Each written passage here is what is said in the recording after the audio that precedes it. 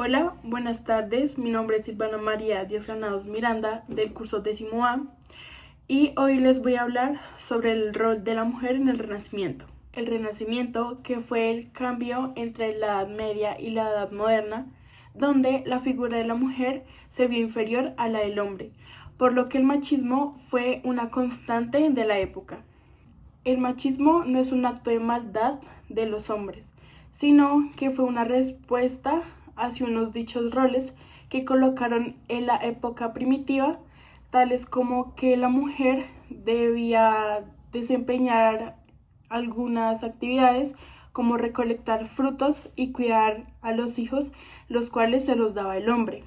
En cambio, el hombre era aquel que cazaba, protegía a su familia y lideraba la tribu, por lo que no se tenía en cuenta como tal la acción de la mujer.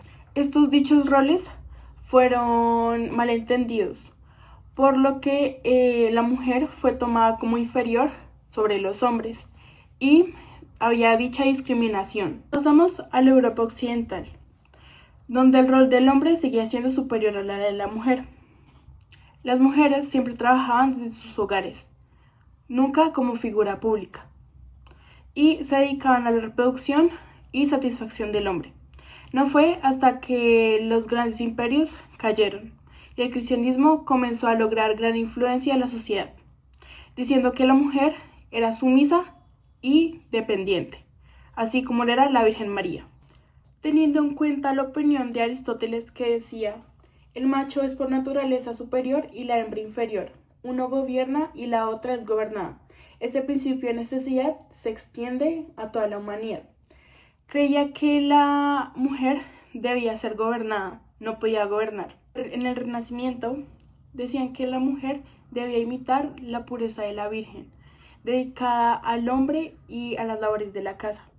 Un fiel ejemplo de esto está escrito en La Perfecta Casada, escrito por Fray de León, que decía que ahí estaba escrito cómo quería que fuera la mujer ideal.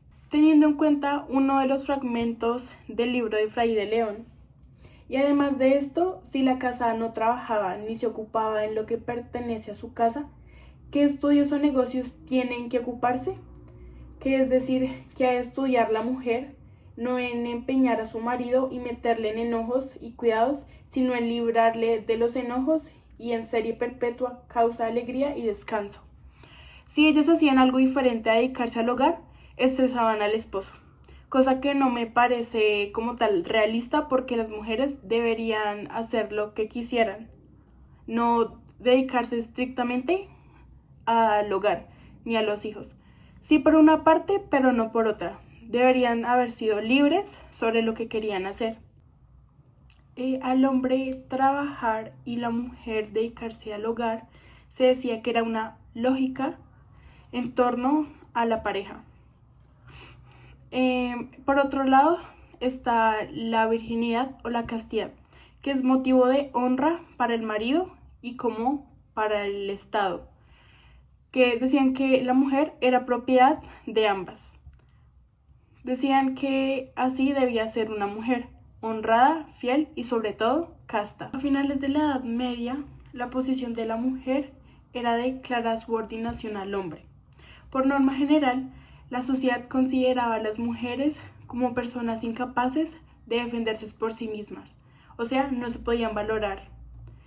La mujer estaba sujeta al hombre, por lo que decían que estaba fuera de pecado. Aquella persona, o bueno, mujer, que no estuviera relacionada con un hombre o que estuviera casada, era, pues, sí, pecaba. Durante los últimos siglos del medioevo, se vieron una serie de restricciones hacia los trabajos para las mujeres. Y se daban solo trabajos adecuados a la naturaleza femenina, que eran las cocineras, costureras o nodrizas. Además, se tenían que dedicar al hogar. La restricción para acceder a los oficios provocaron una fuerte masculinización de muchos trabajos y la pérdida de posibilidades laborales para las mujeres. Muchas mujeres así se ganaban la vida, trabajando, pero no las dejaban. Decían que el trabajo era solo cosa de hombres. Pero habían familias nobles que educaron a sus hijas, más que todo para ser educadas a futuro, para su matrimonio. Ahora voy a hablar sobre la educación a las hijas. Pues como tal, nunca fue visto bien que educaran a las jóvenes europeas, pero lo hacían para que pudieran ayudar a sus varones a administrar sus tierras. Según lo que dice La Perfecta Casada, el libro que escribió Efraín de León, las mujeres debían leer principalmente la Biblia, pero también los libros llamados Cicerón y Séneca. Las posibilidades vitales de una mujer estaban muy condicionadas por su nacimiento, en función a su rango o clase social. Lo ideal era nacer en un cómodo pero discreto plano medio, en el que así podían educarse. Era mejor ser una mujer de clase media alta, que eran aquellas lo bastante bienestantes como para haber recibido educación, pero no lo suficientemente importante socialmente para ser piezas valiosas en el juego de la diplomacia matrimonial.